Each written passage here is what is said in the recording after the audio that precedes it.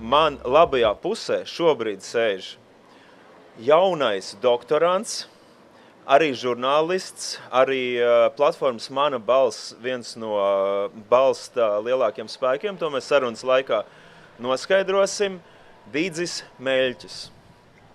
Pirmais, sveiks, Didzi. Man sanāca tā, kad es strādāju Minhenē, man priekšnieks teica, Linard, vislabākais laiks, kad studēt doktorantūrā, ir pensijā. Tanī dzīves laikā es būšu visu pieredzējis, visu redzējušu, man ir pārskats par jomu, kas trūkst, kas netrūkst, ko es spēju izdarīt, ko es nespēju izdarīt. Un tagad es, gatavoties te interviju, atcerējos šo citātu, un pirmais jautājums, Didzi, vai tu neesi sācis mazliet par ātru? Vai tu esi jau nobriedis šim uzdevumam? Es esmu nobriedis, un es sāku tā kā, īstajā brīdī es teikšu, jā. Pātru nē, bet jā. Tad nākamais jau solis iepazīstina mūsu klausītājus ar to tēmu, kurai tu esi izvēlējies veltīt tagad daudzus gadus savas dzīves un uzmanības. Šeit man vajadzēs tev palīdzību. Mierīgi. Vai tu esi skaņas zinātnieks tā kā? Es tā kā varētu būt mazliet skaņas zinātnieks, jā. Studējis skaņu un pasniedzu skaņu, jā. Bet skaņa, tas vārds ir vienskaitlīgs, skaņa. Jā, 2 zilbes, 4 burti. Jā.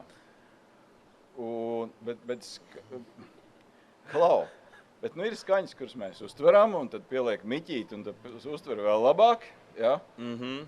Bet ir skaņa, kur arī ir grūti uztvert. Neiespējami. Tā ir, tā tiešām ir.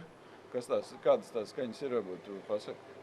Grūti uztveramas? Jā. Tādas, kuras ir klusas, tādas, kuras ir nedzirdamas, tādas, kuras tiek maskētas, tādas, kuras mēs nesagaidām. Piemēram, mēs nezinām, ka tāda skaņa varētu pienākt, tad mēs viņu varam nedzirdēt. Un tagad man interesē, kā tu aizvadīsi šo uz savu pētāmo lauku. Ir vēl tā briesmīgā lieta infraskaņa, bet ir kaut kāda... Ultraskaņa, infraskaņa, mēs dzirdam ļoti šauru diapazonu. Jā. Ir skaņa, bet ir vesels, cik es saprotu, spektrs, kuru mēs nereģistrējam. Tā ir taisnība. Ok, un skaņas zinātne to konstatē un apstiprina un skaidro, jā? Jā. Ok. Redzi, tas ir tas, ko es arī daru, jā? Ka es praktiski, kā praktiķis darbojos manā balsī, ja, kā latvieši saka, ja, šajā organizācijā mana balss, un kā pētnieks, kā praktiķis es nonācu pie what the heck jautājumu, kas ir pamatā zinātnē man šķiet, ja, kas notiek vispār, ja, un kad tā balss, dažas balsis dzird, dažas nedzird. Dažs kaut ko rada un panāk, dažs nē. Un reizēm tu paliec nervos, ja? Jo arī man nedzird, ja? Un tad tie cilvēki paliek nervos. Kāpēc viņas nedzird? Vai arī viņi sapriecājas un saceras, un es jau jūtu, ka arī tas nebūs labi, ja? Katrā ziņā tas manas balss konkrēti, jā, kas tur notiek iekšā, man tas galīgi nemaz nebija skaidrs. Un es sapratu, ka tur ir nepieciešama pētniecība. Tas nozīmē, tātad mana balss ir sākums, ar ko digitāla platforma, kur cilvēki spēj savākt parakstus un piedāvāt kaut kādus risinājumus, un tad doktorantūra būtu tā pētniecība analīze tam, kas manā balsī iekšā notiek. Mana balss ir iemiesojums, un tā kā mēs neesam unikāli pasaulē, ļoti daudz tādu platformu, ļoti līdzīgu, teiksim tā. Mēs esam unikāli Latvijā, gan kā platforma, gan kā plašāk, kas mani interesē, kolektīvo iesniegumu sistēma Latvijā. Kolektīvie iesniegumi, tas iniciatīvas, kad viņas kļūst juridiskas un tiek iesniegts Saeimā vai pašvaldībās, viņas kļūst par kolektīviem iesniegumiem. Tā kā, es nezinu, par kartupeļiem, kā tu to kartupeli nomizo un sagriezt, viņš kļūst par čips, piemēram, vai kaut kā tam līdzīgi. Jā, tad ja sākot, turpinot par tiem kolektīviem iesniegumiem, tad kas varbūt bija tas pirmā tā tēma, kur tu pamanīji, ka šeit derētu papētīt, nu tā kā, kura atbilde tev nebija? Kāds bija tas pirmais jautājums, kurš vispār noved pie tās pētniecības? Man bija darba hipotēze, bet tā jau ir dzīves garumā jau bija izstrādājusies. Un mana hipotēze bija, ka tu nevari cilvēku nomētāt ar faktiem. Ir kaut kas izšķirīgi svarīgs, kas mums iededz lampiņu. Ja? Ir izšķirīgi kaut kas svarīgs, kā mēs nonākam pienācīgās frekvencēs ar to uztvērēju, kur mēs gribam, lai viņš mūs uztvertu, lai man uztvertu. Ja? Un tas ir diezgan misteriozi. Skaņa nav misterioza. Bet es palikšu varbūt pie tās manas balss, tātad sociālo zinātņu fakultāte. Tad tu, vai es varētu teikt, ka tu pēti sabiedrību? Vai tu pēti platformu Mana balss, vai tu pēti politiku? Kas būtu tās? Man ir profesionālā kretīnisma mesela koferītes un vārdnītes, bet es pētu aktorus.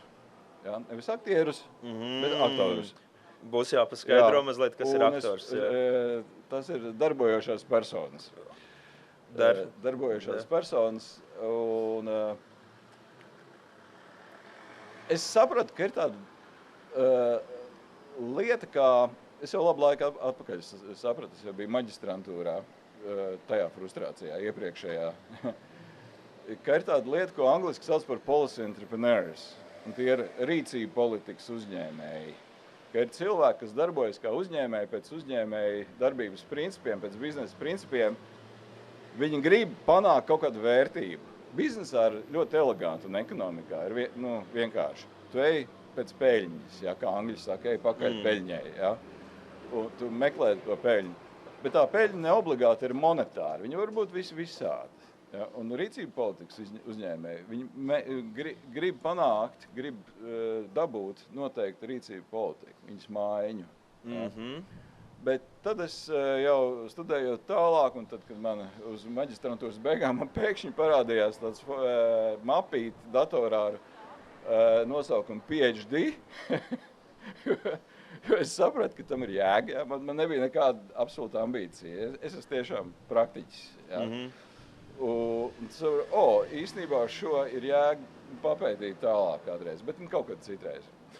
Un tad es nonācu pie tā, ka ir vērts pētīt smalkāk tos aktors, tās darbojošās personas, kas ir zem tā širmīša, kas ir rīcība politikas uzņēmē. Un tur ir daudzi. Un vai tie aktori būtu ne tikai tie, kā mēs saprotam, tie balsotāji manā balsī, bet iesaistītie gan kas inicēja, gan kas piedalās, kas, teiksim, turās pretī, vai tie visi būtu aktori? Jā, balsotāji pat nē. Tie 10 000, tie pat šajā gadījumā nē. Tie ir iniciatīva autori, par kuriem mēs arī ar kolēģi, socioloģijas kolēģi šobrīd taisam vienu pētījumu topošu. Tie ir šie autori, tie ir Saeimas pārsvarā politiķi, bet ne tikai. Tur Saeima arī viņi dalās pozīcija, opozīcija un tā tālāk, un tad ir ārpus Saeimas. Tās ir amatpersonas, tā ir valsts pārvalde, kas starp citu ir ļoti interesants aktors. Tad tur ir valsts sektorā strādājošie, kas nav valdības aģentūras, bet kas ir citi, ir arī mediji ārkārtīgi svarīgs aktors. Un tie visi, kad 5 šie aktori ir darbojušās personas, kas ir digitālajā pilsoniskajā līdzdalībā, vēl viens termins no manu koferīšu, ja, tie, kas tur darbojas, viņiem visiem ir savas lomas. Un ja viņi savas lomas nespēlē, teātri nebūs. Šodien kino nebūs. Ja. Un tas ir tas jautājums, vai tā frekvence, tā skaņa, tā mana balss, ja, vai viņi norezonē vai ne. Protams, tur arī ir mistiskais elements drusku, sauktais iespēja logs, ja, window of opportunity, iespēja logs. Un to mēs nezinām. Un tavs tas pētījumu lauks tad būtu tīra Latvijas situācija, kas sākas ar manu balsi, vai tu salīdzini, tu sākumā nosauc, ka mēs neesam unikāli. Es atceros, kad bija Egils Levits vācu valodā lasīja lekciju Minhenē vāciešiem, viņš stāstīja, pieminēja gan manu balsi, gan Igaunijas to digitālās vēlēšanas, un tad visi vācieši tā kā noilsās tie studenti. Tiešām, bet tad par to unikalitāti šobrīd tādas iniciatīvas notiek visur pasaulē, un tu vari salīdzināt datus, kā mēs to daram, un vai, pieņemsim, uz pasaules fona, vai Latvija ir tāda aktīva tādās personīgās iniciatīvās, vai tu vari mūs kaut kā ielikt? Ok, es varu, jā. Latvija ir aktīva, un mēs tieši tā konceptuālā tā modeļa ziņā mēs neesam unikāli. Igaunijā ir Rahvalgatus tāda platforma, kura mēģināja mācīties, katrā ziņā viņi mēģināja to pieredzi tā kā saprast, ja, kas Latvijā notiek, bet viņi slikti mācījās, godīgi sakot. Viņi nepaņēma vienu būtisku komponentu, pie kuras es nonākšu. Ja. Tādas platformas ir Somijā, Vācijā, Lielbritānijā, Ukrainā, vairākas, tur ir vispār cits kosmos, varētu teikt. Un tikko ar Harkivas juridisko universitāti mums kopā ar viņas zinātnes prorektoru iznāca pat publikācija, kur salīdzināja Latvijas, nevis salīdzināja, bet īstenībā aprakstīja Latvijas un Ukrainas kara laika iniciatīvas, kara laika pilsoņu iniciatīvas, tā būs pareizāk sakot. Ja. Un ļoti interesanti secinājumi. Un tas ir angļu valodā tā publikācija, ja kādam interesē, var iesūtīt. Un, bet tas, pie kā es gribēju nonākt, un kad kādi saka starptautiski, jums vajag forši Latvijā, tad man balss mums arī vajag. Es viņam saku, vai tiešām? Kas būtu tie argumenti, kāpēc tu brīdinātu kādu tādu neveidot? Jā, es neveidot, bet tie apstākļi, tas iespēja loks, kurš pavērs, viņš ir baigi nepatīkamais. Tā ir krīze, draugi. Bez krīzes tas nenotiek. Vai es pareizi saprotu, iespēja loks būtu tās jaunie notikumi, kas var notikt tādnī brīdī, kad mēs iesaistam šādu spēku kā mana balss? Jā, vai līdzīgi. Bet es esmu dzirdējis, kā vienkārši ziņu lasītājs, ka, teiksim, kāda mana balss iniciatīva šobrīd netiek pieļauta ētisku apsvērumu dēļ. Tātad ir kaut kādi regulējumi, kas mums dota drošību, ka mēs zinām, ka principā mēs varam atbalstīt iniciatīvas dažādas, bet ja viņi ir neētiski pēc kaut kādiem principiem, viņi neies cauri, vai šis mūs nepasargā? Ētika tādā, filozofiskā nozīmē nav mūsu kritērijs. Mums ir vairāki kritēriji, viņi ir kādi, 6 līdz 10, tur kā skatās, ja. Viņi ir skaidri uzrakstīti, publiski, un mēs arī iesakām to darīt. Tas ir tur augšējā drusku pa kreisi stūrī iniciatīvu iesniedzējiem ir sadaļiņa. Un mums pašiem viņi nāk šie kritēriji pa labu, jo mēs komandā esam ļoti dažādi cilvēki, gan emocionāli, gan politiski, gan reliģiski vai nereliģiski un tā tālāk. Mēs tā precīzi vienos vārtos, man šķiet, ka nekad nedonāksim. Ja? Un tā kā tas, kas tiek publicēts no balsī, tas nav atkarīgs no mums. Tie ir caurspīdīgi kritēriji, sakarīgi, kas ir veidojušies, kristalizējušies laika gaitā.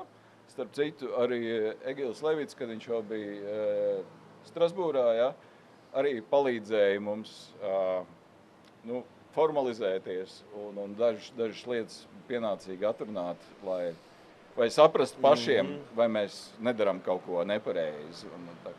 Jā, tātad jums ir kaut kāda kritērija, kas varbūt pasarā no tādām nevēlamām iniciatīvām, vēlamās, tad ir...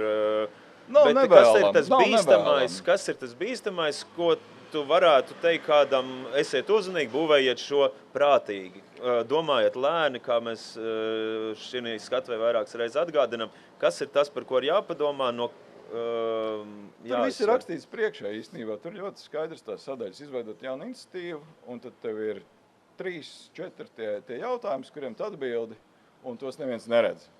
beigās tik un tā mēs savstarpēji sazināmies, uztaisām kārtīgu redakciju, lai ir glīti latviešu valodā, un sazināmies ar kādiem ekspertiem, ja tas pa pašvaldībām, tad ir kādi pašvaldība eksperti, ja tas ir kāds, kā sauc skaņas zinātnieki, es nezinu, jā, sonogrāfs, tu neesi. Nu, tur audiologi, jā. Jā, tad ar audiologiem vai par naktsmieru likums, piemēram, arī par skaņu štām. Par bāriņiem un koncertu vietām, jā. Jā, un tieši tā, un tā kā pilnīgi nopietni var Linardam es varu pajautāt. Ir šad un tad tā, ka iniciatīva autori, kur izgājuši paši tam caur tam sietam, ja, un es zinu, ka viņi ir, teiksim, tur atkrituma apsaimniekošanas, piemēram, konkrēti jautājumā, vai tur vidas aizsardzības vai vēl kaut kādā tur tiesību aspektos. Un es pēc tam viņus izmantoju kā eksperts, jā. Super. Jā, man kopā tas saraksts ir kā 30 tā peldoši, plūstoši tas ekspertu saraksts, kur ļoti cilvēki pro bono ļoti apzinīgi strādā un tiešām ļoti, ļoti kvalitatīvi komentē, kas ir, kas nav, kāpēc iet, kāpēc neiet, un mēs viņus nevienmēr klausamies. Jā, ok, tad lēnām tagad pārceļamies uz to pašu pētniecību, tad mēs esam sapratuši to Mana balss. Cik es zinu, tu esi arī žurnālists, rakstījis ar lielām tirāžām Dienas biznesā un dažādiem vēl citiem. Tad tavus rakstus iepriekš lasīja tūkstošiem cilvēku. Šobrīd tu gatavo zinātni, kur varbūt daži speciālisti pasaulē angliski izlasīs, kāda ir tā atšķirība un vai tu tagad to raksti rūpīgāk, vai principā, vai tu raksti, kāda ir šī atšķirība starp lielai auditorijai rakstīt un speciālistiem ļoti konkrēts tāds zinātnisks tekstus? Nav noslēpums, cik liela Latvijas mediju tirāža, un tā nav liela. Ja, izņemot varbūt kādu vienu izdevumu, un tad ir, protams, interneta lasītāji. Bet šobrīd manā balsī mums ir 2 reizes mēnesī tāda apkārtraksta ziņu. Mūsu abonenti ir virs 25,000. Okay. Tas ir vairāk, tā kā bija manā iepriekšējā darba vietā. Ļoti daudz, jā, vairāk 10,000 cilvēki. Jā, bet tu jautāji par zinātni. Par zinātni, par pētījumiem. Tas, protams, ir cits žanrs un ļoti labs, un man ļoti patīk. Un pētījumi vienmēr ir patikuši gan lasīt, gan arī pie iespējas arī pašam piedalīties. Ja? Un es pavisam nesen arī mainīju to savu doktorantūras tādu fokusu, leņķi, ka es rakstu ne uz disertāciju, bet ka es savu to aizstāvēšanos balstīšu uz publikāciju sēriju. Un tieši tā iemesla dēļ, ko tu tā kā vedini, tā ir auditorija. Ja? Jo disertācija diezgan droši izlasīs 2,3 cilvēki. Ja? Tāds ir. Ja? Ja tev gadījumā nenotiek Pareto kaut kāda tur līkni, ja? Kas ir, viņi ir Pareto līkni, tas ir ļoti rēti iespējams. Ja? Bet publikācija pilnīgi droši izlasīs vairāk, viņi būs pieejamāk, viņi būs tādi kā ar atkārtošanos tā tēma, tad tur atkal uztais follow-up, un tad tur ieliec, es nezinu, Akadēmija Edu vai tur ResearchGates, un kas tur. Tad tas skanējums ir plašāks publikācijām, un publikācijas ir ārkārtīgi nepieciešams. Un es vienbrīd kļuvu tāds kā nemierīgs, jo par manu balsi ir dažādas publikācijas bijušas līdz šim, un neviena no viņām man līdz galam nav apmierinājusi. Ok, un vai tu vari teikt, ka tas bija viens no tiem iemesliem, kāpēc vispār nolēmis uzsākt doktorantūru, izpētīt labāk to, ko tu dari? Okay. To, ko es daru profesionāli. Bet nevis, lai to kaut kā evanģelizētu, ja? Kas ir arī labi un svarīgi. Ja? Bet tiešām, lai pats saprast. Jo ir tā, ka ikdienā mēs esam lietām savām klāt pārāk tuvu, mēs viņas neredzam. Un akadēmiskums studijas dod to brīnišķīgo iespēju tev pastīties no malas uz lietām. Un arī man tāda psiholoģiskā konstitūcija, ja? Es to neslēpju un saku un reklamēju, ka es gāju studēt arī tāpēc, lai iegūtu varbūt vai stiprinātu savu sirdsmieru. Ja? Jo ikdienā krīt uz nerviem, ja? Kaut kas nenotiek.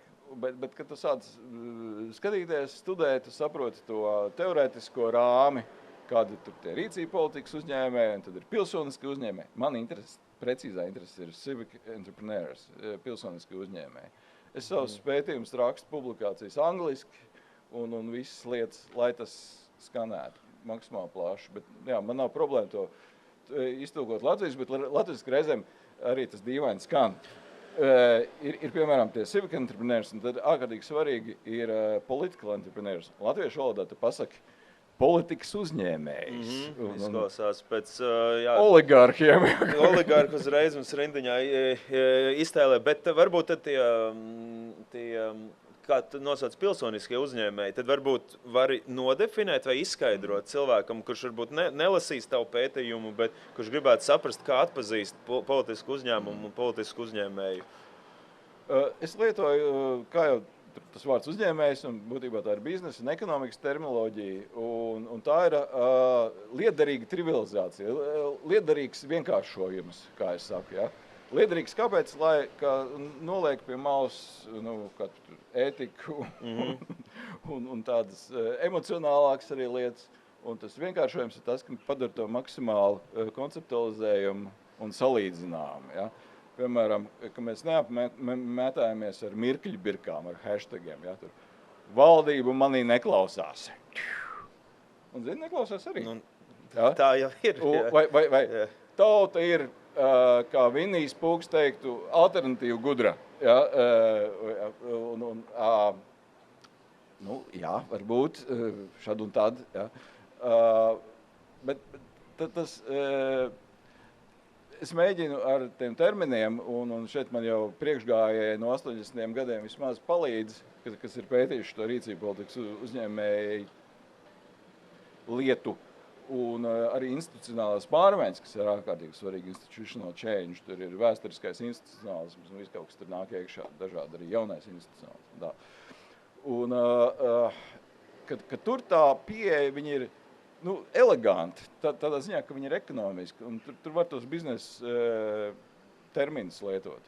Un pilsoniski uzņēmēji ir tie, kuru vērtība ir pilsoniska. Viņa vērtība ir vai tev ir dzīvnieki intereses, māmiņas jaunās, es nezinu, kosmos, kartupeļi pilnīgi noteikti, ja? Un tā tālāk. Un tas tavs intereses, un tu ej viņām pakaļ, angliski sakot, ja? Bet tu ej neobligāti pēc tās naudas, kas tur ir, ja? Pēc Eiropas fondiem, vai es nezinu vēl pēc kā, pēc valsts pasūtījuma, kas var būt, kas ir baigi svarīgi starp citu, ja? Bet tas, ko tu reāli mēģini panākt, lai tā tava lieta, interesi, tiesības, pievienotā vērtība beigās, arī ekonomikas termins, ja? Bet pievienotā vērtība plašākai sabiedrībai, tavai apkaimē, ja? Lai viņi būtu, ja? Un kad tu dedz par to, tad tu esi, ja tu tā investē, un ja tu ieguldi tajā, tu ieguldi savu laiku, naudu, piesaist sponsors, piesaist fondus, piesaist. Ej universitātē, es nezinu, tā kā es mēģinu kaut kādos Erasmusos un vēl nezinu, kur piedalīties. Tad definīcija tāds uzņēmums, kurš vienkārši nevar nopelnīt vai nepelna? Nē, viņš var pelnīt. Jā, mūsu organizācija, piemēram, mēs esam bezpeļņas organizācija, jā. Bet mums ir diezgan pieklājīgs budžets, godīgi sakot, jā. Tas nenozīmē, ka to nav naudas. Starp citu, jā, no kuri, kā manu balsi iegūst līdzekļi? Jūs esat viens tāds... Mēs esam bezpeļņas organizācija. Tas nozīmē, ka mūsu mērķis nav peļņu un ka mēs neradām dividendus saviem, mums akcionāri vispār nav, bet arī valdes locekļiem. Bet mēs maksājam algu saviem darbiniekiem, ne? 1/3 no mūsu budžeta veido tieši platformas Mana balss ziedotāji, mikroziedotāji. Kad cilvēki balso, mēs diezgan uzstājīgi lūdzam. Vienmēr ir iespēja balsot bez maksas, bet viņi ir apakšā. Un sākumā tur lūdzu izvēlies no 50 centīmiem, kas tagad ir centiem līdz 5 eiro. Tas tajā diapazonā cilvēki diezgan brīvi un labprātīgi balso, jo viņi acīm redz jēgu tam, ko mēs darām kopā, jā, ko mēs kopā darām. Un tas veido 1/3 no mūsu budžeta, un 2/3 tie ir tas ir būtībā ieguldījumi, jaunajos rīkos, jo mana balss ir mūsu kroņu dārgakmens, bet ne tuvu nevienīgais mūsu dārguma lādītē, un tur ir brīnišķīgas lietas. Viena no tām, no jaunākā ir tāds varu daru aplikācija. Varat paskatīties App Store'os un Google Play, kur tur var lejuplādēt, kas šobrīd ir fokusēta vairāk tieši uz jauniešiem demokrātisko iemaņu ikdienas radīšanā. Nu, sākot ar klasisko, tur, ka uzlikt atgādinājumu, tur saklāt gultu, jā, piezvana mammai un paskaties tur Faceitī, vai nu, kur tu tur esi, tur ganies, tur TikTokā, jā. Paskaties, kas ir ticam un neticam, mazāk ticam informāciju un padomā, kāpēc. Jā, un ļoti praktiskas tādas lietas, un tad tev sūta arī, protams, tas līdzīgi, kā tu mēģini nomest liekoka, piemēram, jā, un tad tev tur, ko tu šodien ēdi, cik tad tu reizi tur piepumpējies un tā tā. Un viņi līdzīgi tikai tās demokrātiskās iemaņas tā. Un tie ir tie paši cilvēki, kas veido manu balsi, tad arī vēlreiz atkārto to nosaukumu. Varu daru. Varu.daru? Jā, varu.daru. Jā. Tāda aplikācija. Un tad ir tāda Open to Vote, kurai jau ir otrā inkarnācija vai pat jau trešā. Viņi sākās kā par vai pret LV, un tad mums tās ambīcijas kļuva jau Eiropas mērogā. Un tur viņas arī ir aizvien par izaugsmi runājot, un tur ir opentovote.eu, un tur ir arī padziļināta funkcionalitāte, pat pāris, un ļoti, ļoti interesantas lietas. Tas viss prasa naudu, jā, tas viss prasa arī programmētāju darbu, kas ir ārkārtīgi dārgs, un uzmanību, kas arī nav vienkārši to panākt. Un attiecīgi, ka 2/3 ir šie pārsvarā Eiropas komisijas fondi, saucamie Eiropas fondi, kas mēs piedalāmies konkursos, mēs zaudējam pārsvarā, jā, bet šeit tad arī vinējam un tad attīstam šos rīkus tālāk. Ok. Jā, es tagad domāju, tu teici, ka tava disertācijas vietā būs sērija ar publikācijām, bet cik tālu, cik daudz, es saprotu, 2022. gadā tu uzsāki doktorantūras studijas kopā ar savu sievu. Jā. Viņa man šitai ievilka īstenībā. Viņa bija tas iniciators? Jā. Viņa bija, kā to saka, tāds triksters. Viņa man viņā iekaitināja. Viņa iekaitināja. Tu nevarēji neiet līdzi, ka tev arī, vai man arī vajag doktorantūru? Nu jā, zin kā, tev sieva pilīna kādu laiku, viņa rakstīja, viņa drusku tā kā, viņa ļoti rūpīgi ir, viņa ir ļoti precīzi, jā, viņa tiešām, viņa ir egzaktais, gudrais cilvēks mūsu ģimenē. Bet tas nav vienkārši. Es esmu drusku pa gaisu, un tad drusku arī vienkāršāk. Un es to, kā es teicu, to PhD folderītes, tā mapīte, man viņa stāvēja jau kaut kādus vairākus gadus kopš maģistrantūras. Es viņu nekustināju, jo es esmu arī, lai gan pagājis, bet arī pragmatisks. Un es saku, kamēr doktorantam nebūs alga, es uz universitāti neeju, aizmirstiet. Ja? Jā. Bet man sieva viņa tā līgan gājas, tā doktorantūra viņa rakstīja to pieteikumu, un viņa drusku tā kā savā perfekcionismā cīnījās. Un es tur, zinu, tāds laimīgs pa māju dzīvojos. Un viņa, protams, krīt uz nerviem. Viņa man saka pilnāt, kas tad? Kas tad? Mīkstais, nevar uzrakstīt, nevar iestāties doktorantūrā. Cik ilgi viens vīriešu gabals tad cietīs? Un tad es vienkārši paņēmu un uzrakstīju. Un tad mēs 1. septembrī bet kurā tur vienā no pirmajām, mēs burtiski gājām rociņā sadošies. Un es nesu viņu somu tā bez astarēm gan. Tas bija, jā. Bet bija tā romantiski. Jā. Skaisti. Un tagad jūs abi turpināt doktorantūru, un kas ir tās publikācijas, ko tu jau esi veicis, un ko tu gribētu pastāstīt, kas varētu būt trāpīgi vai vērtīgi mūsu klausītājiem dzirdēt? Man sieva Zana, viņa ir socioloģi, un viņa pēta lietas ap un par migrāciju, dažādu veidu migrāciju. Tā skaitā viņi sāk ar remigrāciju un tādām interesantām rīcību politiskām lietām. Un mani interesi ir, es esmu vientrikēzelītis, es pie tā palieku. Tā ir man neiroloģiskā konstitūcija, es viņu respektēju. Ja? Vientrikēzelītis, digitālā pilsoniskā līdzdalība, vecīt, ja, kā angļu saka. Bet viņi ir ārkārtīgi daudzdimensionāli, daudzpusīgi. Tur ir jurisprudence, protams, iekšā, tieslietas. Ja? Tur ir, tur ir partija politika, tur ir arī, protams, tehnoloģijas, tur ir tāpat ētika, inovācija no visādiem aspektiem, inovācijas sistēma. Kas tik tur nav, visādi brīnumi. Ja? Tur ir, tagad mēs ar mani darba vadītāju arī vienā monogrāfijā kopā tur veidojam to vienu nodaļu.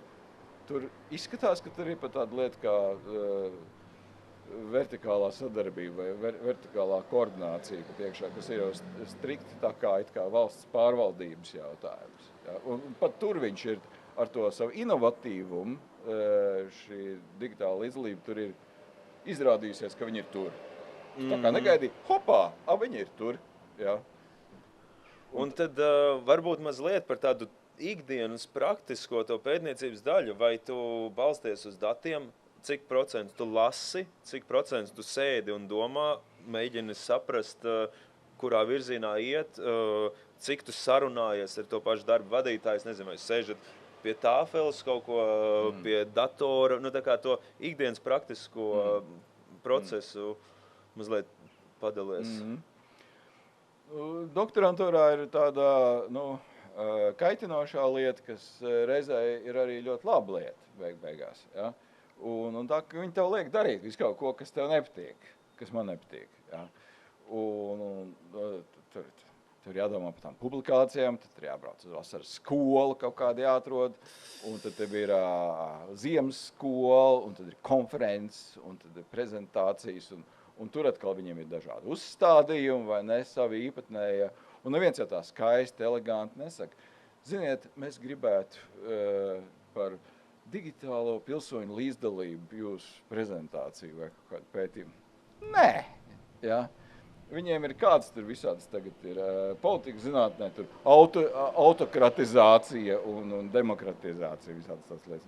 Un tad centies iekļauties viņu tanīs... Un tad tu mēģini saprast, redz, šeit mēs atgriežamies pie tās terminoloģijas. Vērtība, value, customer value, tev klientu vērtība. Ja? Un šajā gadījumā tur ir žurnāla akadēmiskie vai topošas monogrāfijas vai konferences ar savām tēmām, kuras saka, tā ir mūsu vērtība. Man viņa ir jārespektē. Ja? Man ir arī noraidīts gan publikācija, gan arī kāda... Ja tu izvēlies nerespektēt, vai es stāstīšu par to, kas man interesē, un jūs ar savu autokratizāciju... Jā, tas ir tad, kad es tā mēģinu nedarīt, bet tomēr viņi ir uztvēruši, ka kaut kādu mirkļu lido viņu virzienā, viņi paiet malā. Tu tikko netrāpēji. Ja? Un tā kā tā klienta vērtība, ar ko tu sarunājies, ar ko tu darbojies, ir ārkārtīgi svarīga. Un, burtiski runājot, tā pēdējā, es tev pieminēju, kara laika pilsoņu iniciatīvas, tur ar to Ukrainas juridisko augstskolu, Harkivas juridisko universitāti, mums tā kopīga publikācija. Tad vēl viena, tagad burtiski parakstīja līgumu ar Springeri izdevniecībā būs monogrāfija par pārvaldības inovāciju un pārvaldības inovāciju un ētiku, tas tā kā governance, innovation and ethics. Un kā tur ļoti interesanti, kas ir Latvijā noticis. Un pilnīgi, kā es saku, uz cūceni mēs esam trāpījuši desmitniekā Latvijā ar tām saviem kolektīvo iesniegumu sistēmu 11. 12. gadā, kur saimā cilvēki, kas viņu attīstīja, protams, intervēja cilvēki, sarunājas ar daudziem. Un tur bija tas latviskais, kā Baiba Rubdus savulaik teica, ka latvieši raksturo teiciens, nezinu. Un tur arī tie cilvēki, kas radīja šo sistēmu, viņi bija ļoti skeptiski. Ja? Un teica, nezinu, un uztaisīja to likumdošanu un to sistēmu, un viņi darbojas fenomenāli. Un, tas mēģina saprast, kāpēc tas tā ir.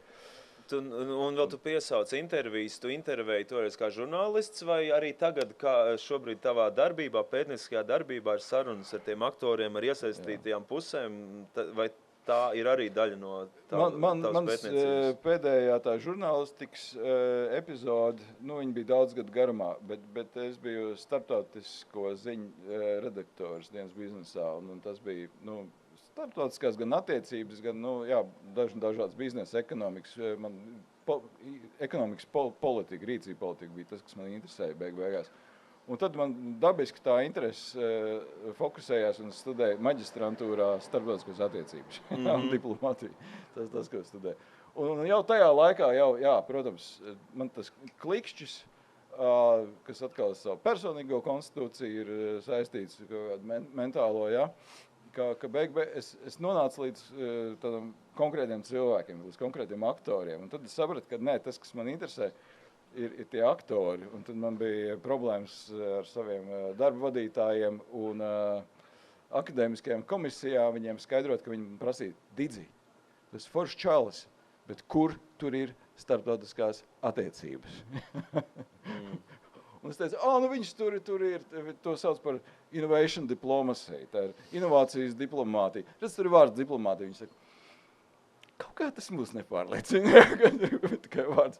Jo es skatos tur uz konkrētiem tādiem stipri tāda mezo līmeņa, vidējā līmeņa spēlētājiem un starptautiskās attiecībās tu tiešām, viņi saprot, ko tu runā, ja tur ir Kims un atombumba. Tad visiem ir skaidrs, par ko ir runa.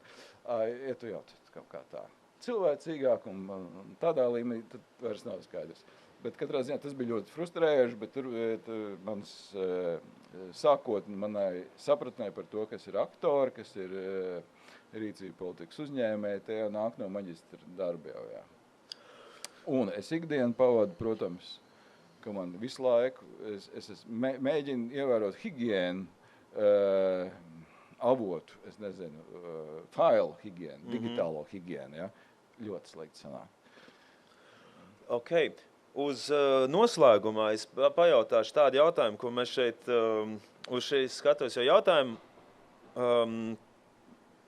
Senāk, ka tavu pētniecība ir ļoti saistīta ar to, kas saimā notiek, ar likumdošanu.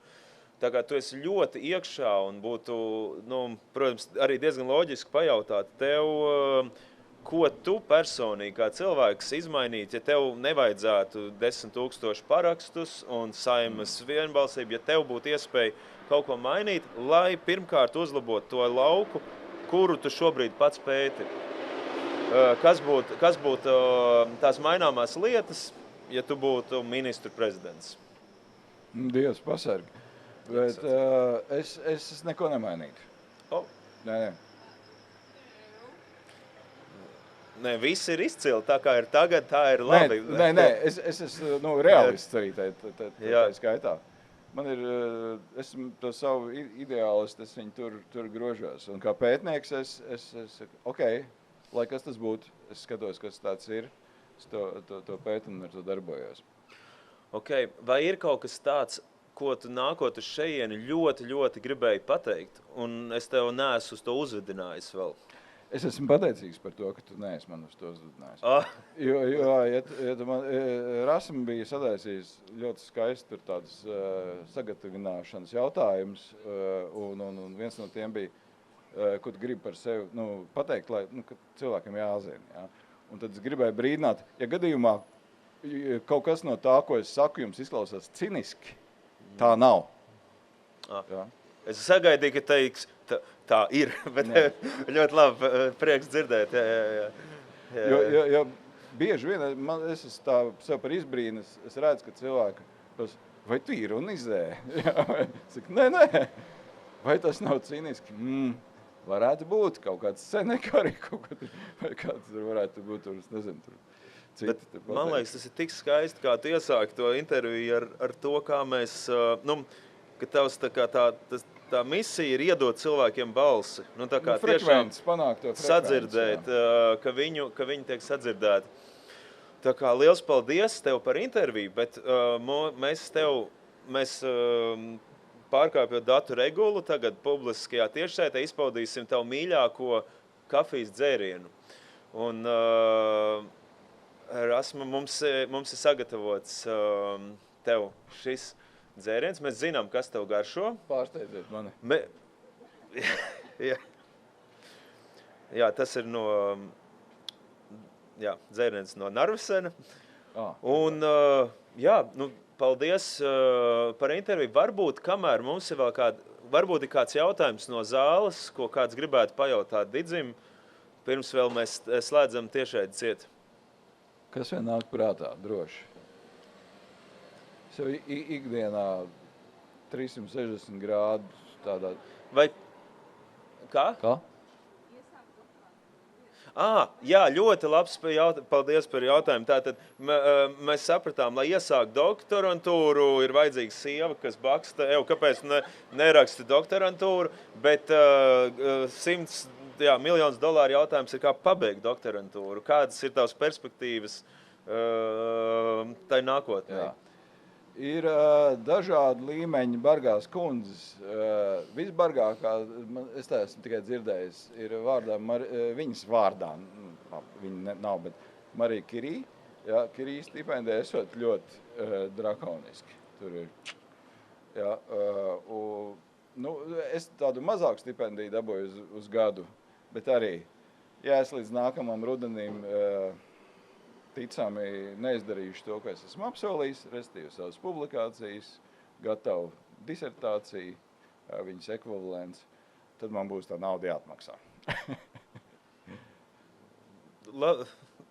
Normāls iemesls, lai nepārstātu. Es tev novēlu izturību un turpini padarīt cilvēku klusās balsis sadzirdamas, turpini pētīt un pacelt to latiņu, to, ko tu redzi, kas, ja tā zinātne ir nekvalitatīva, tu ķeries uzroku piedurknes un dari tā, lai tev prāt būtu kvalitatīvi. Paldies. Zini, Lenār, viņi nav nekvalitatīvi, ja? Bet ir vajadzīgi tā dzirksts, ja? Un katram ir savs valīdi interesi, savu vērtību, ja? Un katram tam pētniekam, kur ir arī līdz šim rakstījuši par manu balsi, viņiem ir kaut kāda vērtība. Un viņa objektīva nav mūsējā. Ja? Un es arī nezinu, kas ir mūsējs. Es aizēju tagad uz akadēmiju, aizēju uz pētniecību. Es arī esmu drusku citā krēslā. Un šis, beidzot kaut kas cinisks būs. Ja? Tas, par ko tu stāvi, angļi saka, ir atkarīgs no kā? Tas ir atkarīgs no tā, kur tu sēdi. Lieliski. Jā, where you stand depends on where you sit. Tajā, un to var uzklausīt kā, baigais cinisms. Nē. Tā tas vienkārši ir, un tas ir jārespektē. Tas ir jāsaprot, jārespektē, jāvalidē un jāsaprot, kāds man ir no tā labums. Kur tu tieši sēdi? Noskaidrot, kas ir tas, kur tu tur sēdi, ja? Un nevajag mēģināt vienam otrus, sākot ar, ģimeni un beidzot ar valsti, nomētāt ar idejām un hashtagiem un faktiem. Tas nav. Ir jāsaprot cilvēku tā, kāda ir vērtība, kāds ir tā viņa pozīcija, kurā viņš ir tajā situācijā, un ir jāsaprot, un jādod tā vērtība. Paldies, un šodien šajā krēslā pasaules mazākajā skatuvē mūsu priekšā gan stāstīja par to, par ko viņš stāv, gan sēdēja doktorants Didzis Meļķis. Paldies!